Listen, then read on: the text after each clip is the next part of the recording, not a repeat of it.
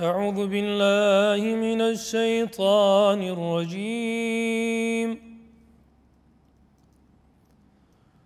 بسم الله الرحمن الرحيم.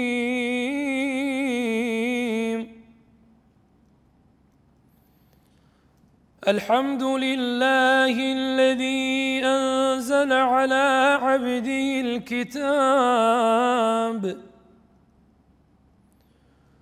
ولم يجعل له عوجا قيما لينذر بأسا شديدا من لدنه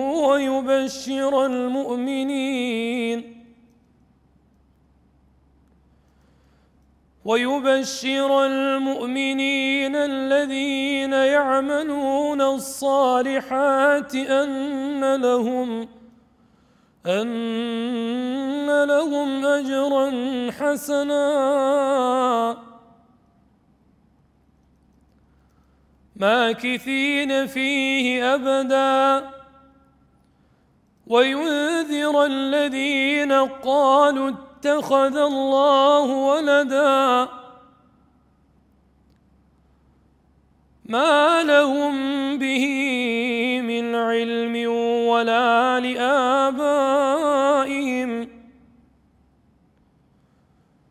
كبرت كلمة تخرج من أفواههم إن يقولون إلا كذبا فلعلك باخع نفسك على آثارهم إن لم يؤمنوا بهذا الحديث أسفا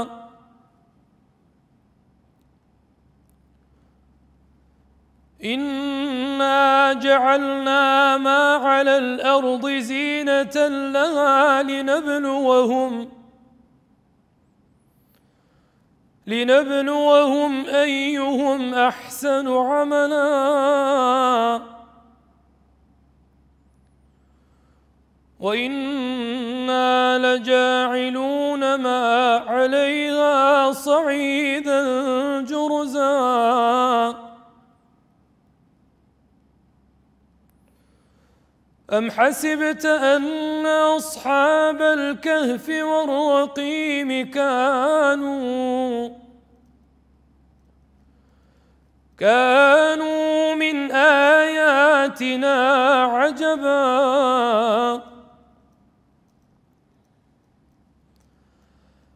إذ أوى الفتية إلى الكهف فقالوا ربنا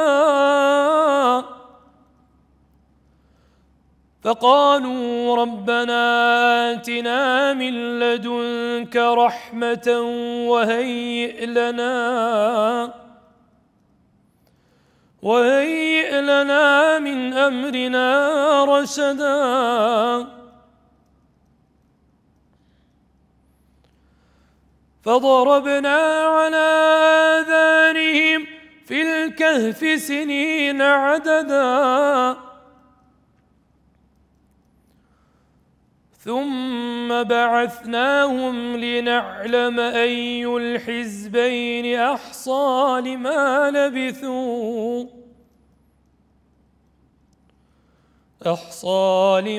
لبثوا ومدا نحن نقص عليك نبأهم بالحق إنهم فتية آمنوا بربهم وزدناهم هدى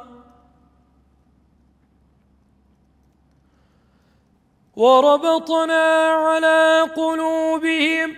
إذ قاموا فقالوا ربنا رب السماوات والأرض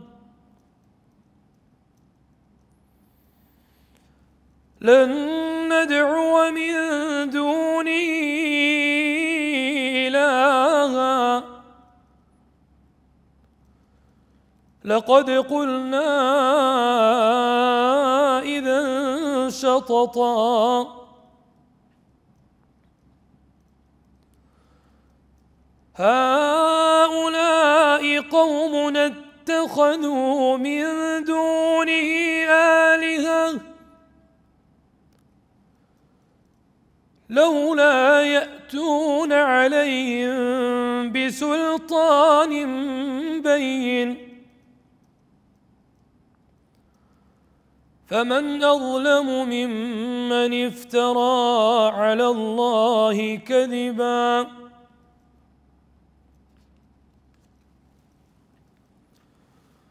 وإذ اعتزلتموهم وما يعبدون إلا الله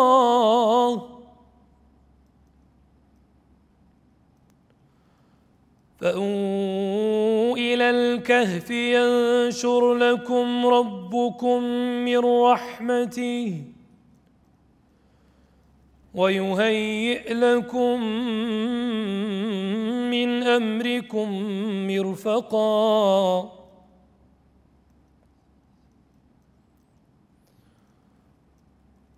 وترى الشمس إذا طلعت تزاور عن كهفهم ذات اليمين وإذا غربت تقرضهم ذات الشمال وهم في فجوة منه ذلك من آيات الله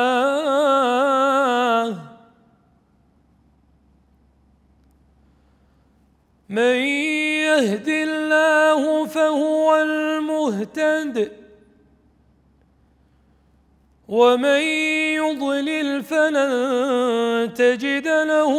وليا مرشدا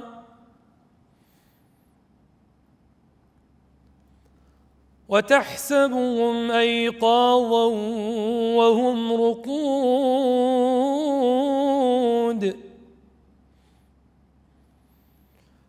ونقلبهم ذات اليمين وذات الشمال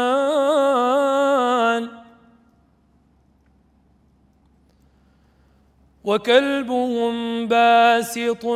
ذراعيه بالوصيد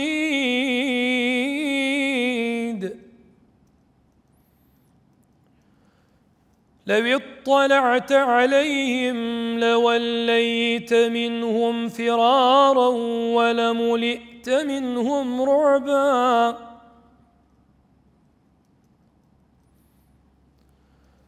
وكذلك بعثناهم ليتساءلوا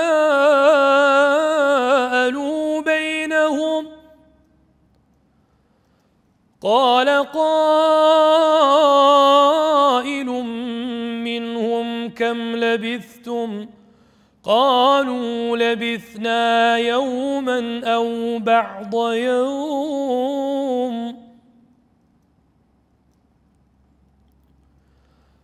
قالوا ربكم أعلم بما لبثتم فابعثوا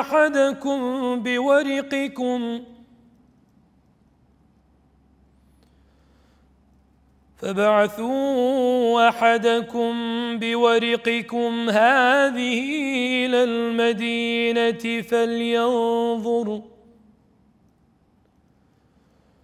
فلينظر أيها أزكى طعاما فليأتكم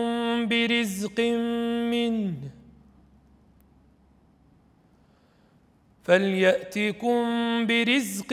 منه وليتلطف ولا يشعرن بكم أحدا إنهم إن يظهروا عليكم يرجموكم أو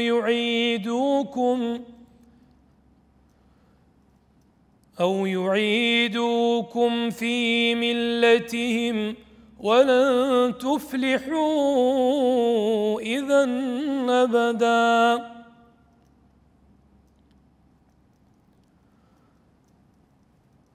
وكذلك أعثرنا عليهم ليعلموا أن وعد الله حق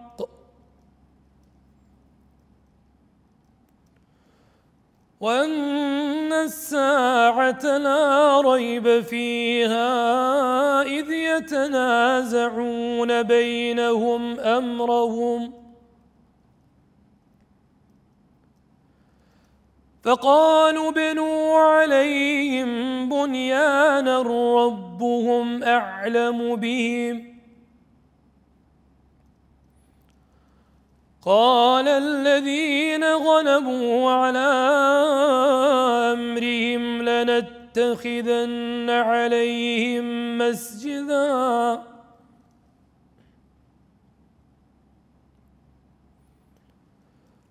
سيقولون ثلاثة رابعهم كلبهم ويقولون خمسة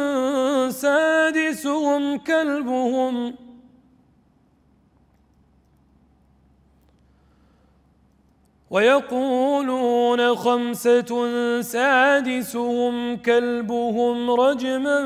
بالغيب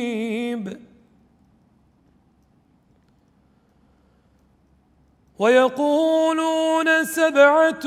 وثامنهم كلبهم قل ربي أعلم بعدتهم ما يعلمهم إلا قليل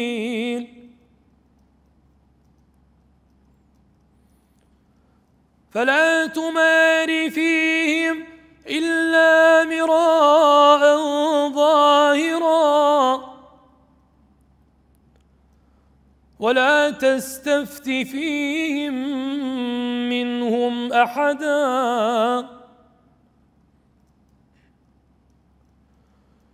ولا تقولن لشيء إني فاعل ذلك غدا إلا أن يشاء الله واذكر ربك إذا نسيت وقل عسى أن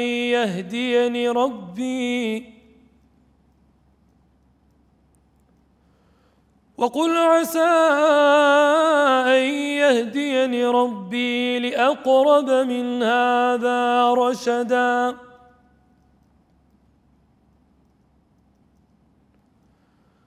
ولبثوا في كهفهم 300 سنين وازدادوا 9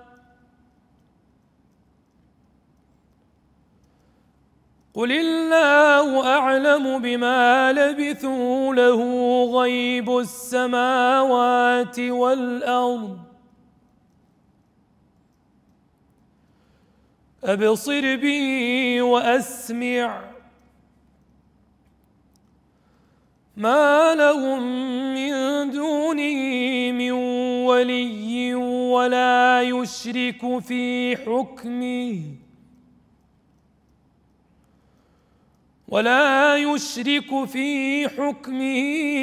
أحدا واتل ما أوحي إليك من كتاب ربك لا مبدل لكلماته ولن تجد من دونه ملتحدا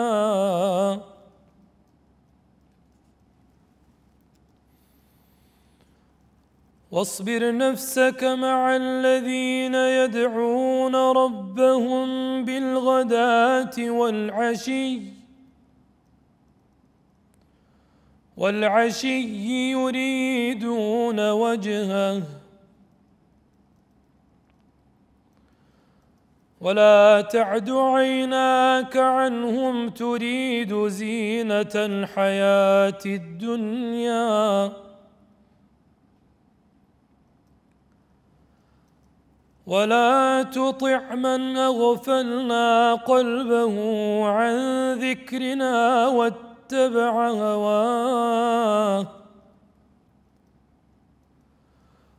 واتبع هواه وكان أمره فرطا.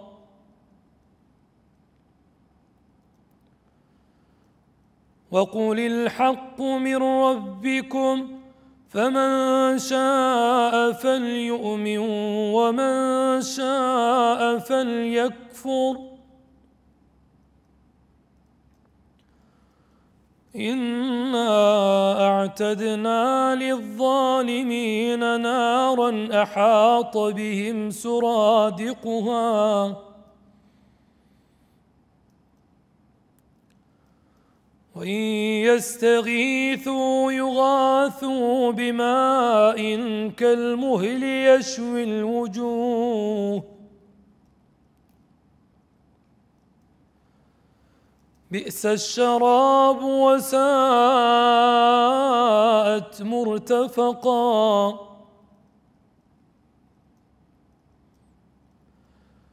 إن الذين آمنوا وعملوا الصالحات إنا لا نضيع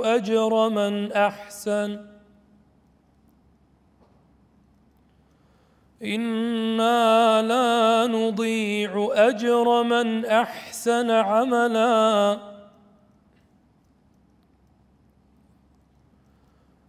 أولئك لهم جنات عدن تجري من تحتهم الأنهار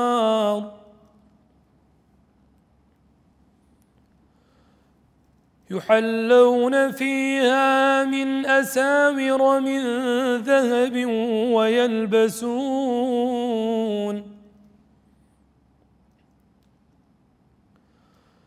ويلبسون ثيابا خضرا من سندس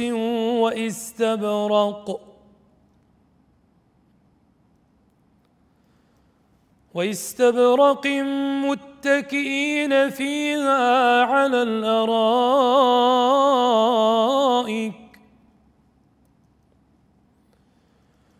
نعم الثواب وحسنت مرتفقا.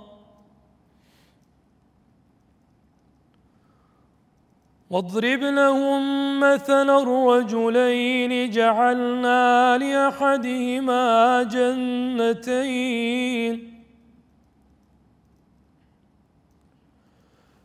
جنتين من أعناب وحففناهما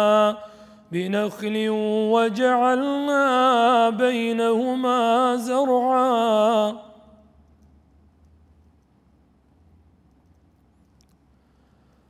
كلتا الجنتين آتت أكلها ولم تظلم منه شيئا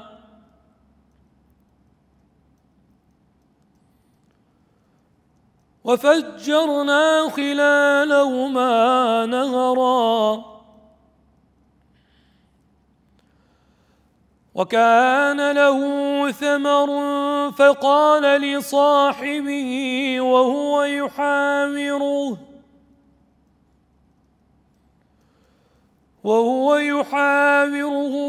أنا أكثر منك مالا وأعز نفرا ودخل جنته وهو ظالم لنفسه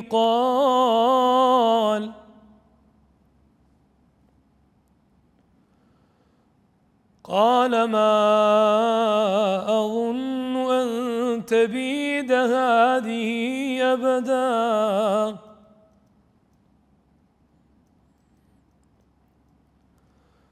وما أظن الساعة قائمة ولئن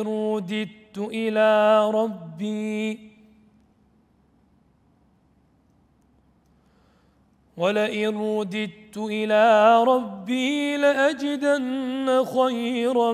منها منقلبا قال له صاحبه وهو يحاوره أكفرت بالذي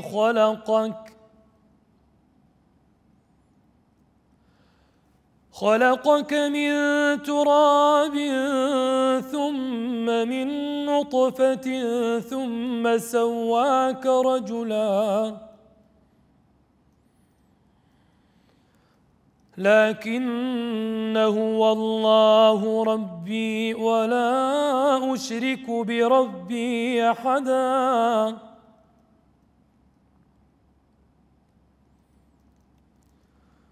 ولولا إذ دخلت جنتك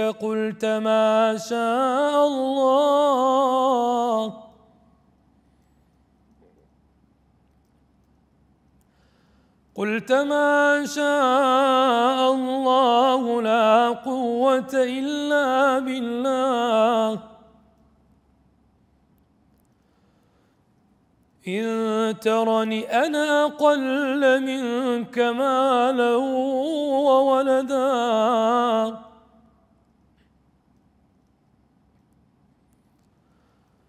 فعسى ربي أن يؤتيني خيرا من جنتك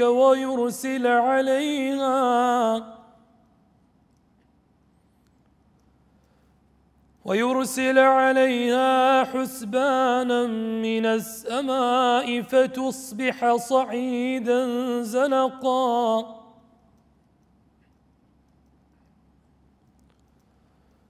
أو يصبح ماؤها غورا فلن تستطيع له طلبا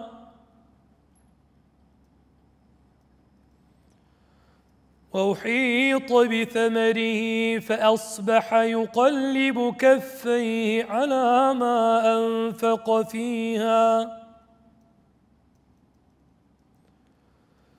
وهي خاوية على عروشها ويقول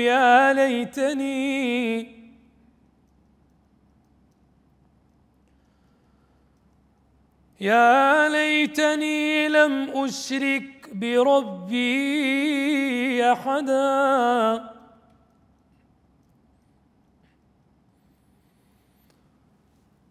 ولم تكن له فئة ينصرونه من دون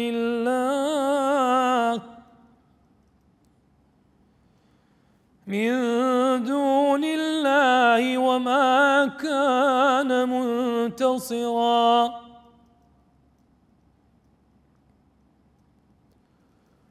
هنالك الولاية لله الحق هو خير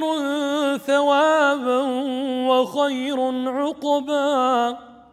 واضرب لهم مثل الحياة الدنيا كماء إن أنزلناه من السماء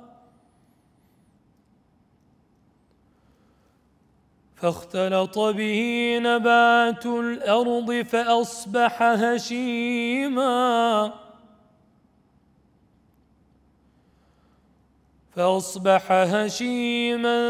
تذروه الرياح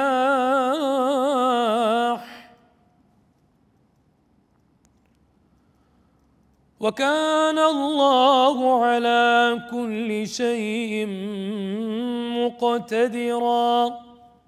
المال والبنون زينة الحياة الدنيا والباقيات الصالحات خير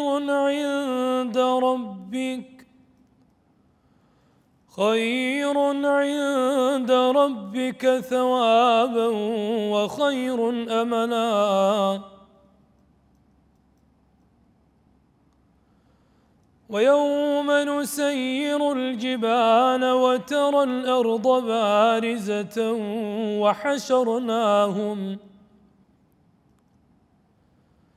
وحشرناهم فلم نغادر منهم أحدا وعرضوا على ربك صفا لقد جئتمونا كما خلقناكم أول مرة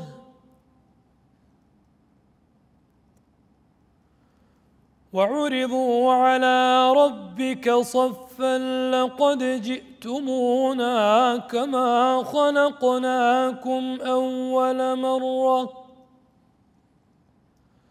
بل زعمتم أن لن نجعل لكم موعدا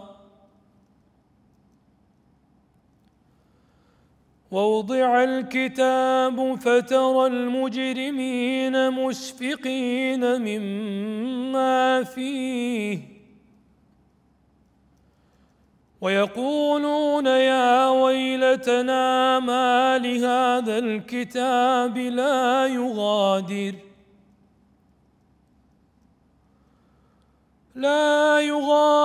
صغيرة ولا كبيرة إلا أحصاها ووجدوا ما عملوا حاضرا ولا يظلم ربك أحدا وإذ قلنا للملائكة اسجدوا لآدم فسجدوا إلا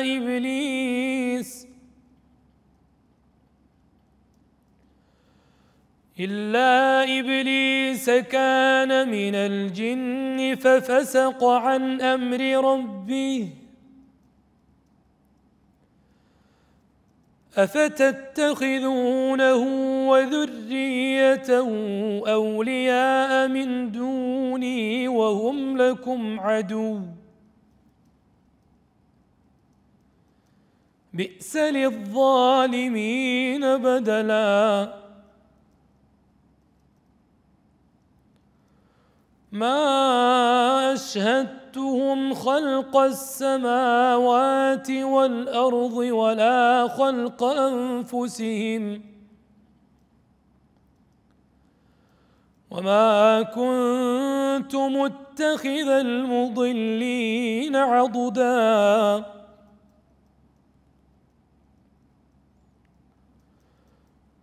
ويوم يقول نادوا شركائي الذين زعمتم فدعوهم فلم يستجيبوا لهم وجعلنا بينهم موبقا ورأى المجرمون النار فظنوا أنهم مواقعوها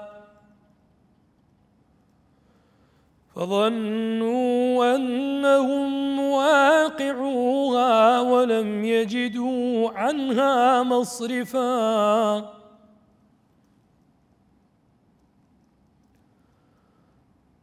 ولقد صرفنا في هذا القرآن للناس من كل مثل وكان الإنسان أكثر شيء جدلا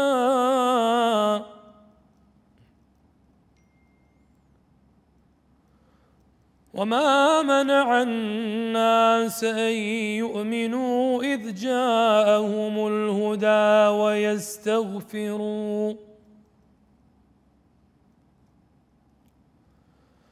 ويستغفروا ربهم إلا أن تأتيهم سنة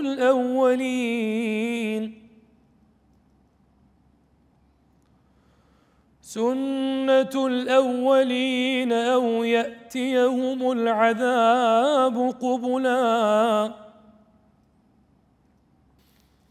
وما نرسل المرسلين إلا مبشرين ومنذرين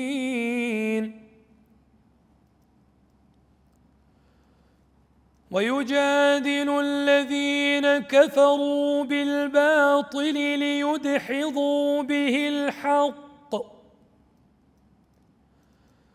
واتخذوا آياتي وما أنذروا هزوا ومن أظلم ممن ذكر بآيات ربه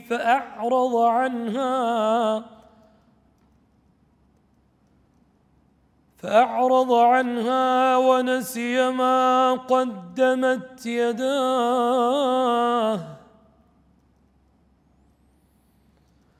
إنا جعلنا على قلوبهم أكنة أن يفقهوه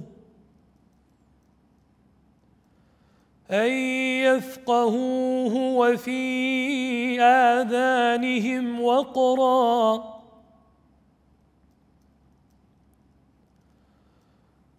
وإن تدعهم إلى الهدى فلن يهتدوا إذًا أبداً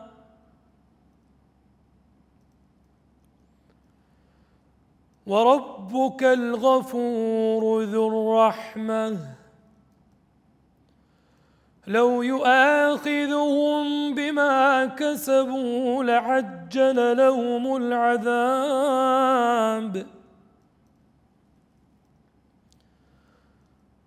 بل لهم موعد لن يجدوا من دونه موئلا وتلك القرى أهلكناهم لما ظلموا وجعلنا لمهلكهم موعدا وإذ قال موسى لفتاه لا أبرح حتى أبلغ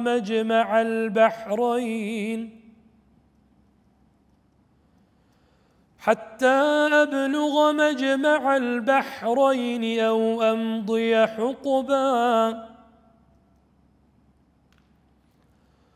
فلما بلغا مجمع بينهما نسيا حوتهما فاتخذ سبيله في البحر سربا فلما جاوزا قال لفتاه آتنا غداءنا لقد لقينا من سفرنا هذا نصبا قال أرأيت إذ أوينا إلى الصخرة فإني نسيت الحوت وما أنسانيه إلا الشيطان أن أذكره واتخذ سبيله في البحر عجبا قال ذلك ما كنا نبغ فارتدا على آثارهما قصصا فوجدا عبدا من عبادنا آتيناه رحمة من عندنا وعلمناه من لدنا علما قال له موسى هل أتبعك على أن تعلمني مما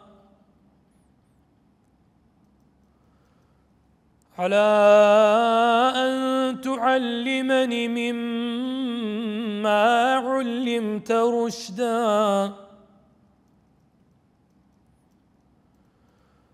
قال إنك لن تستطيع معي صبرا وكيف تصبر على ما لم تحط به خبرا قال ستجدني إن شاء الله صابرا إن شاء الله صابرا ولا أعصي لك أمرا.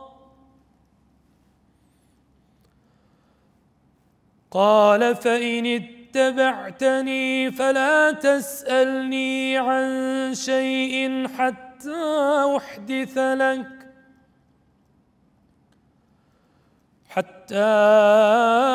أحدث لك منه ذكرا. فانطلقا حتى إذا ركبا في السفينة خرقها قال أخرقتها لتغرق أهلها لقد جئت شيئا إمرا. قال ألم أقل إنك لن تستطيع معي صبرا. قال لا تؤاخذني بما نسيت ولا ترهقني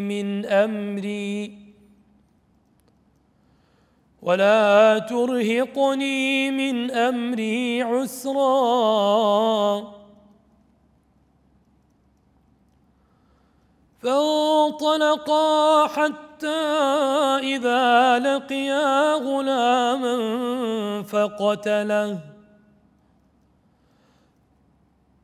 فقتله قال أقتلت نفسا زكية بغير نفس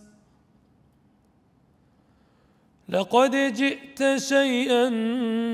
نكرا.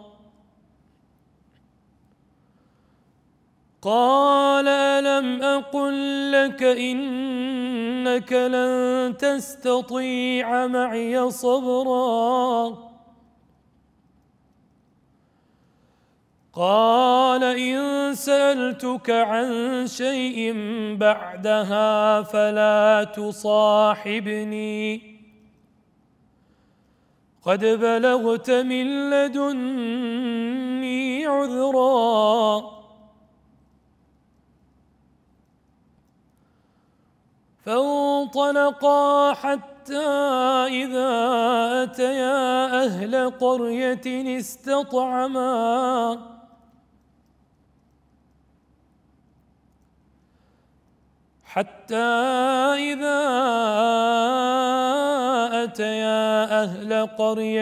استطعما أهلها فأبوا أن يضيفوهما فوجدا فيها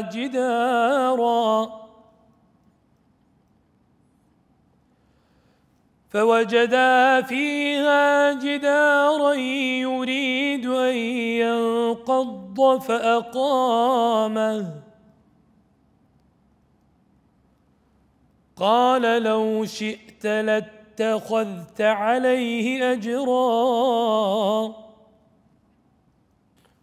قال هذا فراق بيني وبينك سأنبئك بتأويل ما لم تستطع عليه صبرا. أما السفينة فكانت لمساكين يعملون في البحر فأردت أن أعيبها وكان وراءهم ملك يأخذ كل سفينة غصبا.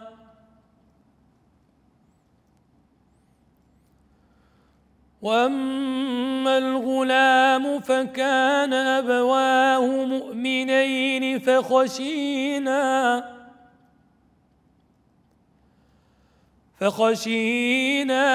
أن يرهقهما طغيانا وكفرا. فأردنا أن يبدلهما ربهما خيرا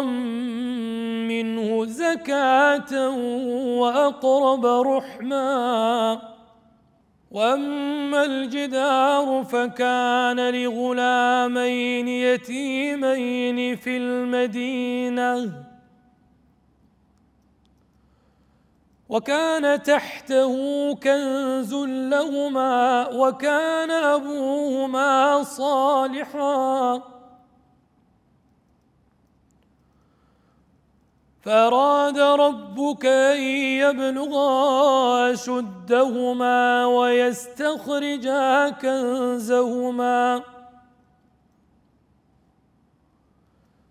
ويستخرجا كنزهما رحمة من ربك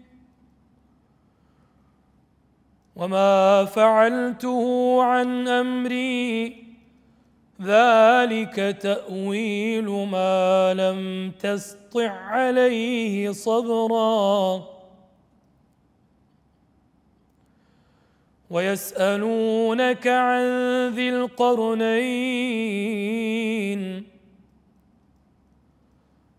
قل سأتلو عليكم منه ذكرا.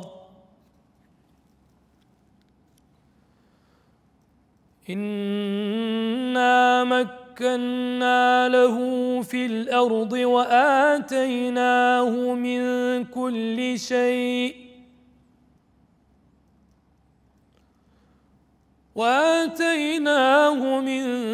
كل شيء سببا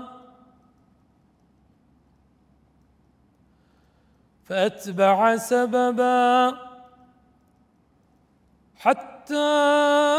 إذا بلغ مغرب الشمس وجدها تغرب في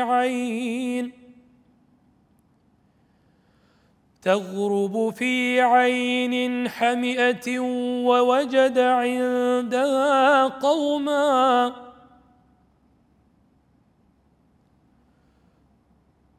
قلنا يا ذا القرنين إما أن تعذب وإما أن تتخذ فيهم حسنا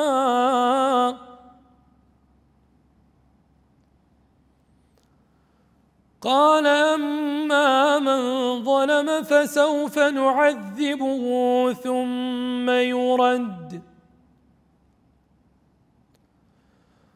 ثم يرد إلى ربه فيعذبه عذابا نكرا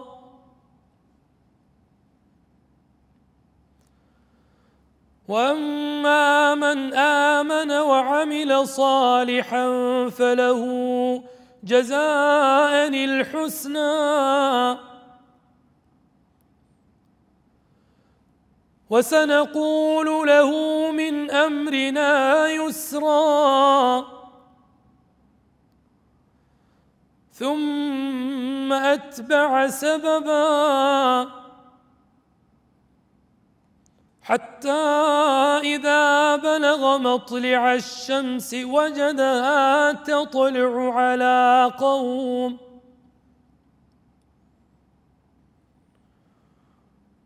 وجدها تطلع على قوم لم نجعل لهم من دونها سترا كذلك وقد أحطنا بما لديه خبرا ثم أتبع سببا حتى إذا بلغ بين السدين وجد من دونهما قوما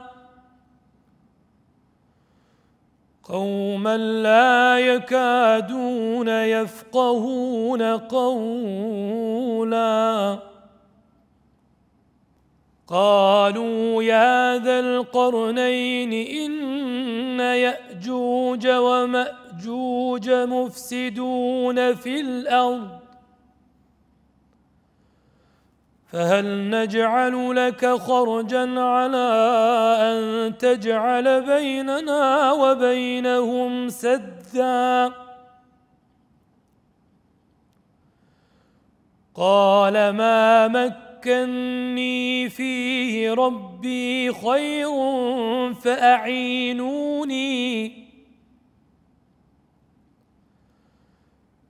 فأعينوني بقوة أجعل بينكم وبينهم ردما آتوني زبر الحديد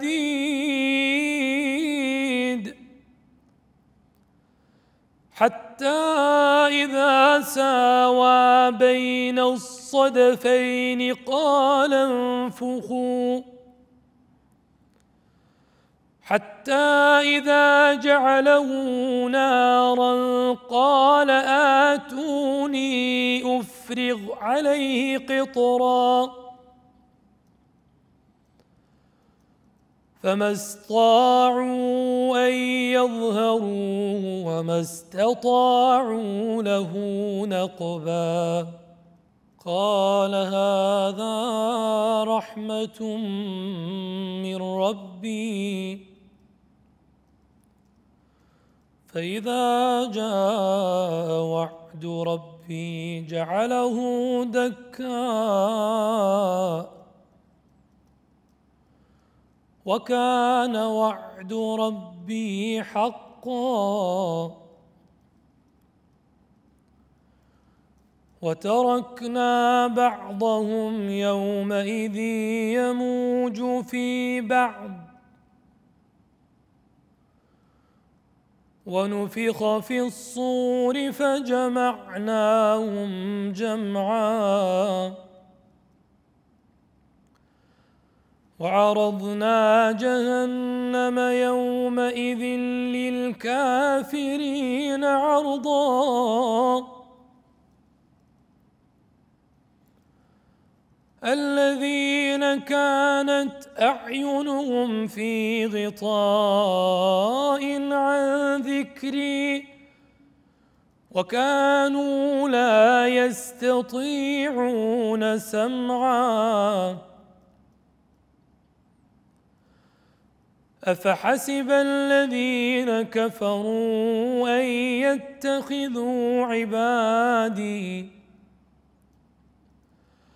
أن يتخذوا عبادي من دوني أولياء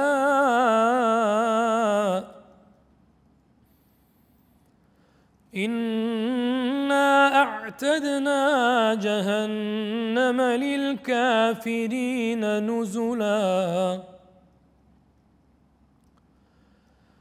قل هل ننبئكم بالأخسرين أعمالا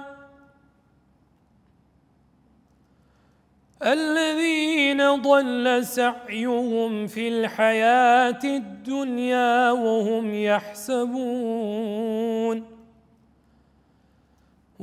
يحسبون أنهم يحسنون صنعا أولئك الذين كفروا بآيات ربهم ولقائه فحبطت أعمالهم فلا نقيم لهم يوم القيامة وزنا ذلك جزاؤهم جهنم بما كفروا واتخذوا آياتي ورسلي هزوا إن الذين آمنوا وعملوا الصالحات كانت لهم جنات الفردوس نزلا خالدين فيها لا يبغون عنها حولا قل لو كان البحر مدادا لكلمات ربي لنفد البحر قبل أن تنفد كلمات ربي ولو جئنا بمثله مددا قل إنما أنا بشر مثلكم يوحى إلي